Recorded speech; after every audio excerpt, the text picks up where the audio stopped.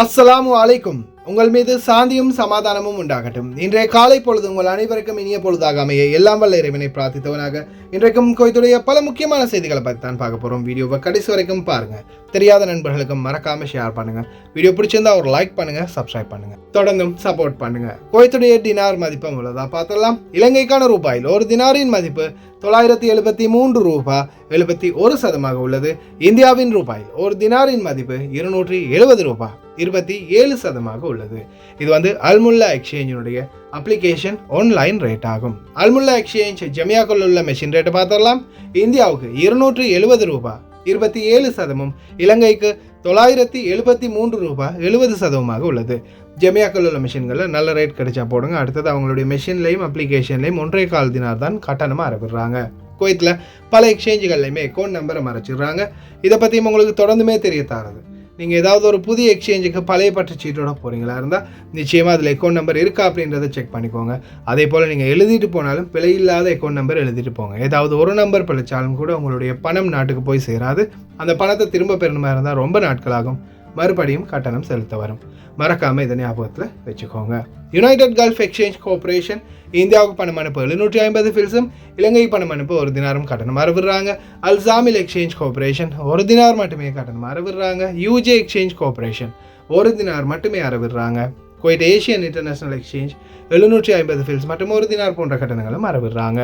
குவைத்தில் அல்நாதா, ARY, Aman exchange, யூஜே, அல்சாமில், Ansari exchange, Lulu exchange, Joyalukkas, கேபிஇ, UAE, Oman exchange, Bahrain exchange, BEC, world street exchange, international exchange, அல்ஷஃபா exchange, இது போன்ற இன்னும் பல எக்ஸ்சேஞ்சுகள் இருக்குது. இந்த எக்ஸ்சேஞ்சுகளில் பார்த்தீங்கன்னா இந்த நாட்களில் 500 ஃபீல்ஸ், 750 ஃபீல்ஸ், 900 ஃபீல்ஸ், 1 தினார் இது போன்ற வெவ்வேறு கட்டணங்கள் அறவிடுறாங்க.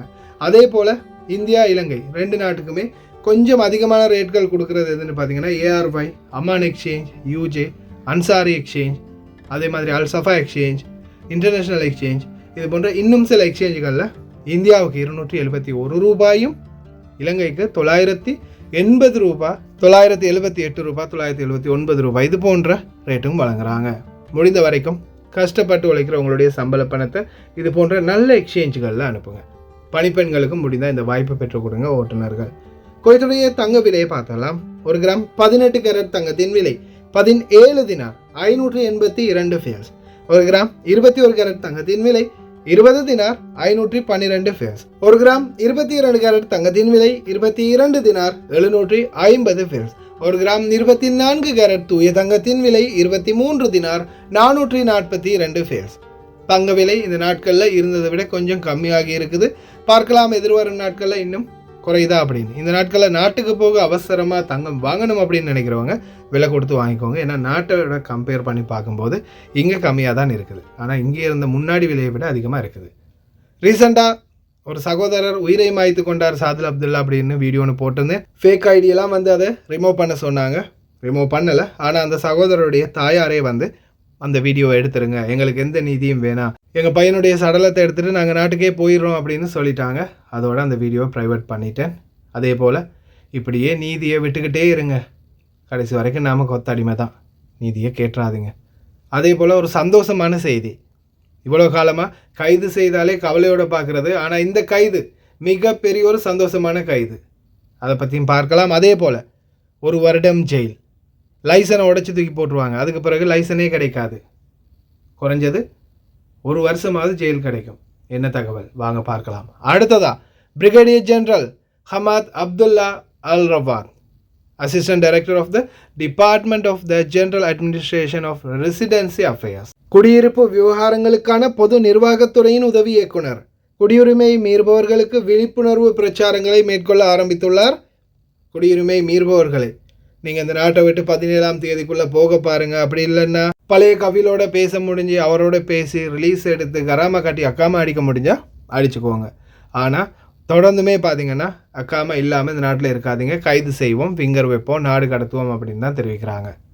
அதற்கு எல்லாத்துக்குமே காரணம் குறிப்பாக இலங்கையர்களுக்குரிய இலங்கை தூதரகம் இன்னமும் வெசாக் பொசன் லீவு முடியலை. வெசாக் லீவ்லேயே தான் இருக்கிறாங்க. கடைசா 2 நாளைக்கு முன்னாடி அலி சப்ரி வெளிவிவகார அமைச்சர் போட்ட ஒரு போஸ்ட்டும், அதுக்கப்புறமா 23ஆம் தேதி எம்பசி மூடப்படும் அப்படின்னு போட்ட போஸ்ட்டும் தான் இருக்குது. நம்பர் வரும்னு நானும் நேற்றெல்லாம் ஸ்க்ரோல் பண்ணி ட்ரை பண்ணி பார்த்தேன். கடைசி வரைக்கும் நம்பர் இல்லை. நைட்டு பாருங்கள் 1:22 சனிக்கிழமை 25ஆம் தேதி நம்பர் வரும்னு பார்த்தா நம்பரும் வரல, நம்பியாரும் வரல. எம்பசிக்கு இன்றைக்கி போகாதீங்க, ஏன்னா எம்பசியால் எந்த ஒரு தகவலும் தரலை. போகிறவங்க போய் பாருங்கள், திறந்துருந்தால் அவங்க வேலையை முடிஞ்சால் முடிச்சுக்குவாங்க. பொதுவாக இந்த மாதிரி சனிக்கிழமை வாங்க அப்படின்னு அவங்க போடலைன்னா போய் எந்த அர்த்தமும் இல்லை, எப்படியுமே எந்த வேலையும் செய்ய போகிறது இல்லை. நாளைக்காவது இந்த பிரச்சனைக்கு ஒரு முடிவு காணுவாங்களா? ஆனால் இந்த பொய்ப்படத்தை இதோடையாவது நிறுத்துங்க.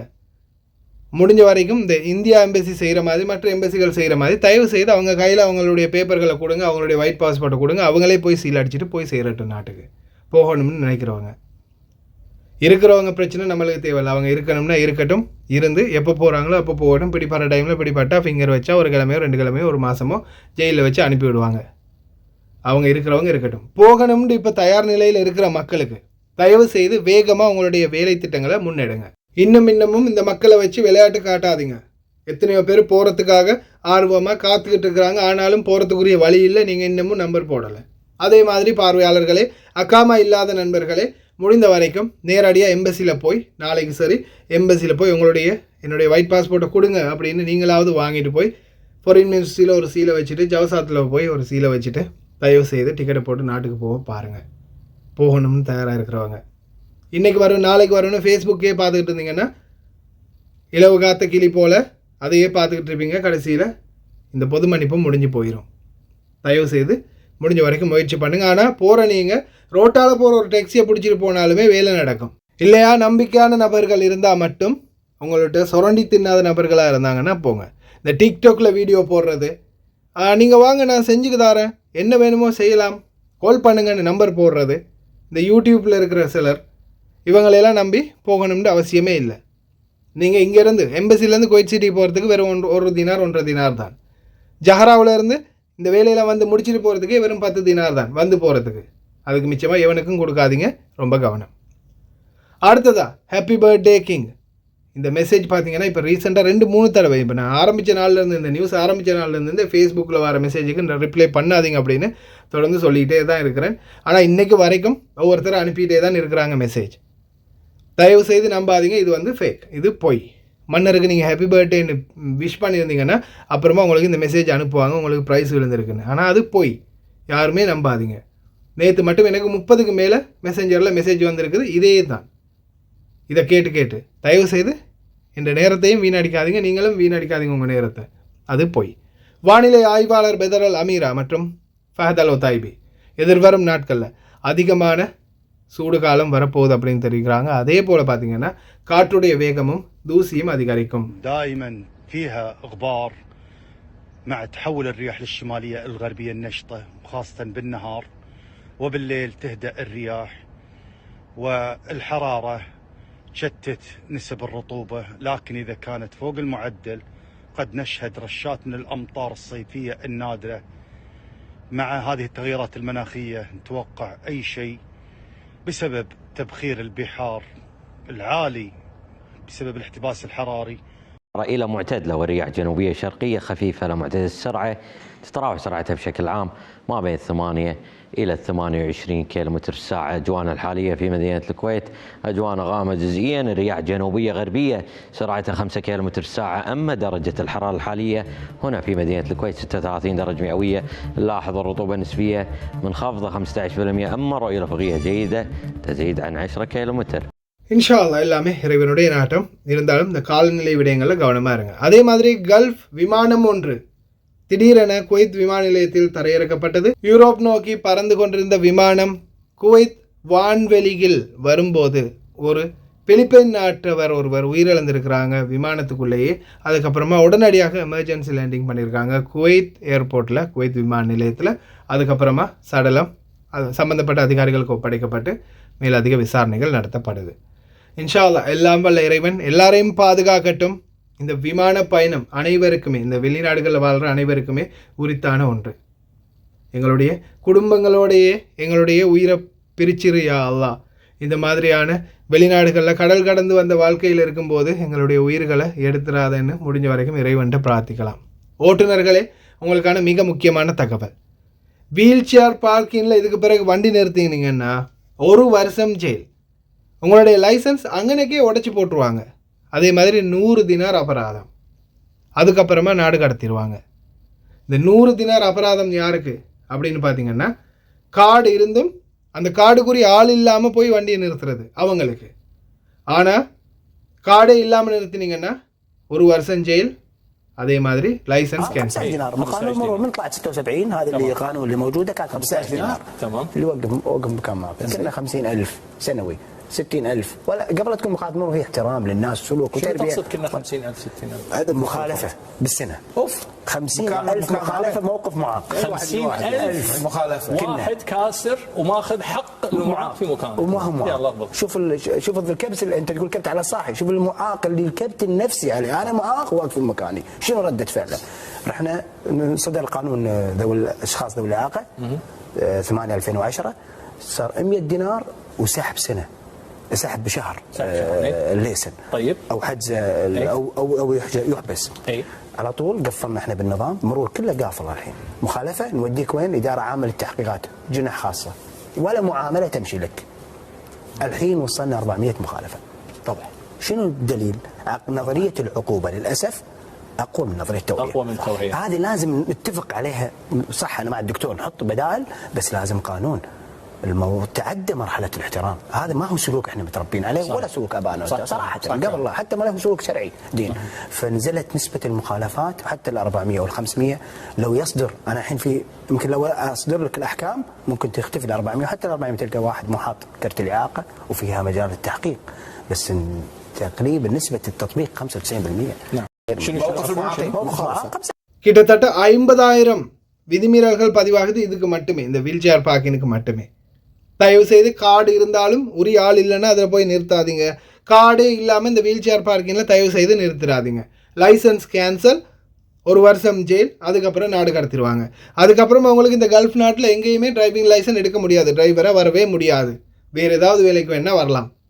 அதால் தயவு செய்து ஓட்டுநர்களே இந்த வீல் சேர் பார்க்கிங்கில் மட்டும் வண்டியை நிறுத்தாதீங்க கார்டு இல்லாமல். தயவு செய்து கவனம். கார்டு இருந்தாலும் நிறுத்தாதீங்க, உரிய ஆள் இல்லைன்னா 100 தினார் 1 மாதம் சம்பளம் காலி. அல்ஹம்துலில்லாஹ், ரொம்ப சந்தோஷமாக இருக்குது. அட்ரஸ் அக்க பிடிச்சாங்க உள்துறை அமைச்சகம் போலி அதிகாரிகள் போல் வேடமிட்டு பல நபர்களிடமிருந்து கொள்ளையடித்த கும்பலை அதிரடியாக கைது செய்துள்ளது குவைத்துடைய உள்துறை அமைச்சகம். மஹபூலா, அதே மாதிரி பஹலைஃபா, ஃபஹில், ஜஹரா, இந்த மாதிரி பல பகுதிகளிலையுமே கைது பண்ணியிருக்கிறாங்க போலி அதிகாரிகள் போல வேடமிட்டு பல டெலிவரி ஓட்டுநர்கள் பல நபர்களிடமிருந்து ஃபோன், மொபைல் ஃபோன், பர்ஸ், இந்த மாதிரி பல பொருட்களை திருடி இருக்கிறாங்க. உண்மையிலே இந்த மாதிரி ஆட்களை கைது பண்ணினா தான் இந்த நாட்டில் தொழிலாளர்கள் நிம்மதியாக வெளியில் போய் வர முடியும்.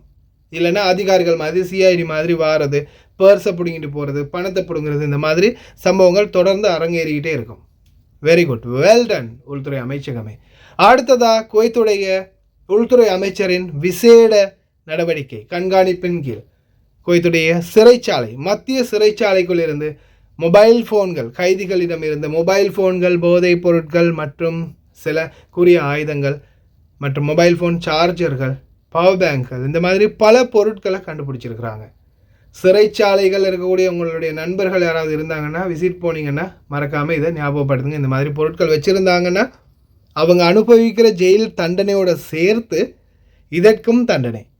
இப்போ இதெல்லாமே பார்த்திங்கன்னா இது சம்மந்தப்பட்ட ஆட்கள் வச்சுருந்தவங்க அனைவரையுமே இன்வெஸ்டிகேஷனுக்கு அனுப்பியிருக்காங்க. இது சம்மந்தமாக அதிகாரிகள், உயர் அதிகாரிகளையும் பார்த்திங்கன்னா பனிஷ்மெண்ட் பண்ணுவாங்க. ஒருவேளை இது உயர் அதிகாரிகளுக்கு தெரியாமல் நீங்கள் வச்சுருந்து அந்த உயர் அதிகாரிகளுக்கும் பனிஷ்மெண்ட் டியூட்டி ஏதாவது கிடைச்சால் அதுக்கப்புறம் உள்ள வார அதிகாரிகள் எந்த மாதிரி நடவடிக்கை எடுப்பாங்கன்னு உங்களுக்கு நல்லாவே தெரியும். போட்டு வாங்கிடுவாங்க. அதே மாதிரி இன்னொரு முக்கியமான விடயம், ஜெயில்களில் இப்போ நீங்கள் இருக்கிறீங்க, ஒருத்தர் ஜெயிலில் போகிறீங்க, ஒருவேளை அதெல்லாம் பாதுகாக்கணும் யாரையுமே அந்த இடத்துக்கு போகாமல், ஒருவேளை நீங்கள் ஜெயிலில் போகிறீங்க இல்லைன்னா உங்களுடைய நண்பர்கள் யாராவது இருக்காங்கன்னா அவங்கள விசிட் பார்க்க போனாலும் இந்த விடயத்தை ஞாபகப்படுத்துங்க. யாராவது ஏதாவது கொடுத்தாலும் ஜெயிலுக்குள்ளே அதை வச்சிருக்க வேணாம், எதையுமே வாங்காதீங்க, மொபைல் ஃபோனோ போதைப் பொருளை எதையுமே வாங்காதீங்கன்னு சொல்லிடுங்க. அடுத்ததாக ஜிலேப் ஷோக் பகுதிகளில் மதுபான தொழிற்சாலை 2 கைப்பற்றப்பட்டிருக்குது. 500க்கும் அதிகமான போட்டல்கள் மற்றும் 70 பேரல்கள் மற்றும் சில்லறை கடைகள், சட்டவிரோதமாக நடத்தப்படும் சில்லறை கடைகள், சலூன்கள், இந்த மாதிரி பல விடயங்களை வந்து கண்டுபிடிச்சு கைது பண்ணியிருக்கிறாங்க. குறிப்பாக இந்த மதுபான போட்டல் இப்போ நிறைய பேர் பார்த்தீங்கன்னா, நாங்கள்லாம் கள்ளச்சாராயம் இல்லைப்பா, ஒரிஜினல் சாராயம் 40-50 தினார் கொடுத்து போட்டல் சரக்கு தான் அடிப்போம் அப்படின்னு சொல்லுவாங்க இல்லையா. அவங்களும் நல்லா பல்ப் வாங்குறாங்க. ஏன்னா இந்த மாதிரி போட்டல்ஸை கொண்டு வந்து இந்த கள்ளச்சாராயத்தை அதில் ஊற்றி அதை சீல் பேக் பண்ணி தான் இப்போ 40-50 தினாருக்கு விற்கிறாங்க. அதையும் குடிக்கிறது நீங்கள் விஷத்தை குடிக்கிறதுக்கு சமம் தான். அன்பார்ந்த குடிமக்களே, தயவு செய்து இந்த குடிப்பழக்கத்தை விட்டுடுங்க. குடி நாட்டுக்கும் கேடு, உங்கள் வீட்டுக்கும் கேடு. இங்கே நீங்கள் குடித்து பிடிப்பட்டீங்கன்னா உங்களை தூக்கி ஜெயிலில் போட்டுருவாங்க. நாளைக்கு நீங்கள் பணம் அனுப்பாததால் குடும்பம் நடுத்தருவுக்கு வந்துடும். கடைசியில் மனைவி வேறு ஏதாவது ஒரு நடவடிக்கை எடுக்க வேண்டிய சூழலுக்கு தள்ளப்படுவாங்க. அதால் நாளைக்கு எல்லாத்துக்குமே காரணம் நீங்களாக தான் வருவீங்க. இந்த அற்ப சுகத்துக்காக முழு வாழ்க்கையும் இழந்துடாதீங்க. தயவு செய்து இந்த குடிப்பழக்கத்தை விட்டுருங்க. ரீசெண்டாக மிஷரஃப் பகுதிகளில் நேற்று தான் போட்டிருந்தேன்னு நினைக்கிறேன். மிஷரஃபில் பாம்பு அப்படின்னு போட்டிருந்தேன். இது என்னடான்னு பார்த்தா குவைத் ஏர்வேஸ் விமான நிலையத்தில் விமானத்துக்கு அடியிலேயே ஒரு நல்ல பாம்பு உள்ளே வந்து ஆட்டத்தை கலைச்சி விட்டுட்டு, விமானம் புறப்பட இருந்தது, உடனே புறப்படுறதை நிறுத்திட்டு உடனே அந்த பாம்பை எப்படியாவது வெளியே எடுக்கிறதுக்குரிய முயற்சியில் ஈடுபட்டாங்க பல அதிகாரிகள். இந்த சந்தர்ப்பத்தில் நல்லா பாதுகாக்கணும். விமானம் பறந்துக்கிட்டு இருக்கும் போது விமானத்துக்குள்ளே இந்த பாம்பு வந்தால் நிலைமை என்ன? பறந்துக்கிட்டு இருக்கிற விமானத்துக்குள்ளே. அதே மாதிரி குவைத்துடைய சூடு காலம் ஆரம்பிச்சிடுச்சு. பாம்பு, தேல், பல்லி, சிலந்தி, இந்த மாதிரி நிறைய உயிரினங்கள் வந்து இனிமேல் சூடு தாங்க முடியாமல் குளிருக்கான இடங்களை தேடி வரும். வெளியில் செப்பல்களை ஷூ கழட்டி வச்சுருந்தீங்கன்னாலும் அதையும் ஒரு தட்டி போட்டுக்கோங்க. அதே மாதிரி அறைகள் எப்பவும் இந்த ஜஹரா பகுதி, உம்முல் ஹைமான், வாஃபரா, இந்த மாதிரி பகுதிகளில் இருக்கிறவங்க அறைகள் ஜன்னல்களை எப்போவுமே மூடி வச்சுக்கோங்க. ரொம்ப கவனம். அதே மாதிரி விமானத்துக்குள்ளே இந்த மாதிரி ஒரு பாம்பு நுழைஞ்சிடக்கூடாது அப்படின்னு பிரார்த்திச்சுக்கலாம். குவைத்தில் பார்த்தீங்கன்னா இந்த முனிசிபாலிட்டி ஊழியர்கள், துப்புரவு தொழிலாளர்கள் தொடர்ந்துமே பார்த்தீங்கன்னா அலட்சியமான சில செயல்பாடுகளை செய்கிறாங்க. ஒவ்வொரு பகுதிகளிலையுமே இந்த குப்பைகள் நிறைஞ்சு போய் கிடக்குது. அந்த குப்பைகளை சுத்தம் பண்ணுறதுக்கோ அதை மெயின்டைன் பண்ணுறதுக்கோ ஆட்கள் வந்து இல்லை. ஆனால் இந்த துப்புரவு தொழிலாளர்களில் ஒரு சிலர் அரைச்ச மாவை அரைப்போமா, துவைச்ச துணியை துவைப்போமான்ற மாதிரி எப்போ பாரு இந்த சிக்னல் லைட்டில் புது பொண்ணு மாப்பிள்ளையை பார்க்குற மாதிரி அப்படியும் அந்த ப்ரஷ்ஷை வச்சு உறைஞ்சி அதே இடத்துலையே நிற்கிறது. ரோடும் தேஞ்சு போச்சு, ப்ரஷ்ஷும் தேஞ்சு போச்சு. எவ்வளோ இடங்கள் சுத்தம் பண்ண இருக்குது. ஆனாலும் ஒரு சிலர் வந்து இந்த சிக்னல் லைட்டிலேயே காலத்தை கழிக்கிறாங்க. அவங்களுக்கு சம்பளம் கம்மி தான், இருந்தாலும் எடுக்கிற சம்பளத்துக்காவது வேலை செய்யணுமா இல்லையா? உண்மையிலேயே சிலருடைய தவறுகள் உண்மைக்குமே ரொம்ப வேதனையாக இருக்குது. அடுத்ததாக ரீசெண்டாக ஒரு வீடியோ போட்டிருந்தேன் இல்லையா, சல்மியா பகுதிகளில் ரோடு வந்து ரொம்ப டேமேஜாக இருக்குது, ரொம்ப கவனமாக இருங்க அப்படின்னு. அல்ஹம்துலில்லாஹ் அதிரடியாக வேலை திட்டம் முன்னெடுக்கப்பட்டிருக்குது. சாஃபிர் சகோதரர் அவர்களுக்குமே ரொம்ப நன்றி. எங்களுடைய சமூக ஆர்வலர்கள் குழுவில் இருக்கிறாரு. அதே போல் அவருடைய அடுத்த வீடியோ உடனடியாக ரெடி ஆகின வீடியோவையும் போட்டுக்கிறாரு, பாருங்கள். نعم يا دكتورة نور المشعل، نعم هذا الشغل الصح. أما شغل اللي قبل هالمرة يقص لي مكان الحفرة ويعطي لي إياها، لا، هذا الشغل الصح يا دكتورة، بارك الله فيك. هذا الشغل الصح، نعم هذا الشغل الصح. شكرا يا دكتورة.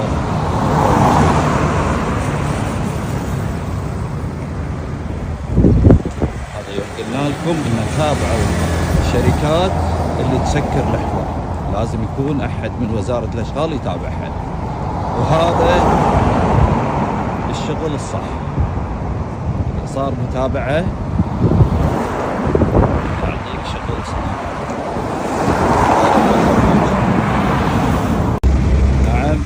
மஷ்கூர் ஹொய்மாத் கஸ்ஸர். எதாக இருந்தாலுமே வேலை வீடியோ போட்டால் தான் நடக்குது. எந்த இடமா இருந்தாலும் சரி, அது எந்த நாடாக இருந்தாலும் சரி, அரசாங்கத்துக்கு சில வீடியோக்கள் வந்து போட்டு காட்டும்போது தான் வேலை நடக்குது. ஆனால் நம்ம அதிகாரிகளா வீடியோ போட்டு விடிய கத்தினாலும் வேலை செய்கிறதுக்குன்னா முன் வரவே மாட்டேங்கிறாங்க. எப்போ வேலை செஞ்சு இவங்க எப்போ ரூட் எடுத்து எப்போ நம்ம மக்களை நாட்டை விட்டு அனுப்ப போகிறாங்கன்னு தெரியலை. இலங்கை தூதரகமே வேகப்படுத்துங்க. மக்கள் பாவம் எப்படியாவது நாட்டுக்கு போகலான்னு எதிர்பார்த்துருக்குறாங்க. அவங்களுடைய நம்பிக்கைகளை வீணாக்காதீங்க.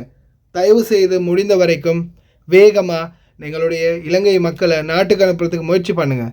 இந்த இந்திய எம்பசியை பார்த்தாவது உங்களுக்கு ரோசம் வரலையா? அவங்க என்ன பண்ணுறாங்க? நீங்கள் மக்களுக்கு நல்லது செய்கிறோன்னு கெட்டது தான் செய்கிறீங்க. சீலெல்லாம் அடித்து நாங்களே கொடுக்குறோம் அப்படின்னு சொல்கிறீங்க. ஆனால் வேகமாக கொடுக்கணுமே, அவங்க கையில் கொடுத்துருந்தாலாவது அவங்க நேரம் போய் முடிச்சிருப்பாங்க. கடைசியில் 2 நாள் லீவ் எடுத்து போதாமல் இன்றைக்கி லீவை போட்டிங்க. நாளைக்காவது போய் பாருங்கள் மக்களே. கடைசி வரைக்கும் பார்த்து எல்லாருக்குமே ரொம்ப நன்றி. தெரியாத நண்பர்களுக்கு மறக்காமல் ஷேர் பண்ணுங்கள். வீடியோ பிடிச்சிருந்தால் லைக் பண்ணுங்கள், சப்ஸ்கிரைப் பண்ணுங்கள். இன்னொரு நல்ல வீடியோவில் சந்திக்கலாம்.